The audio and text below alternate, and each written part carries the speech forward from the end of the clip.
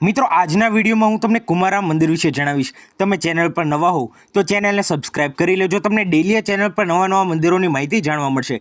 હવે વાત કરીએ આ મંદિર વિશે તો કુમારામ, જેને ચાલુક્ય ભીમેશ્વર મંદિર તરીકે પણ ઓળખવામાં આવે છે, તે ભારતના આંધ્રપ્રદેશના કાકીનાડા જિલ્લામાં સમલકોટામાં એક ઐતિહાસિક હિન્દુ મંદિર છે। હિન્દુ દેવતા શિવને સમર્પિત તે રાજ્યના 5 પંચારામ ક્ષેત્રોમાંનું એક છે, જે આદરણીય તીર્થ સ્થળો છે। મંદિરમાં 14 ફૂટ ઊંચું સફેદ સ્ફટિક શિવલિંગ છે, જે 2 માળ સુધી ફેલાયેલું છે। એવું માનવામાં આવે છે કે તેને કુમારસ્વામી કાર્તિકેય દ્વારા પવિત્ર કરવામાં આવ્યું હતું, જેના કારણે મંદિરનું નામ પડ્યું। મંદિરમાં અન્ય દેવી દેવતાઓની મૂર્તિઓ પણ છે।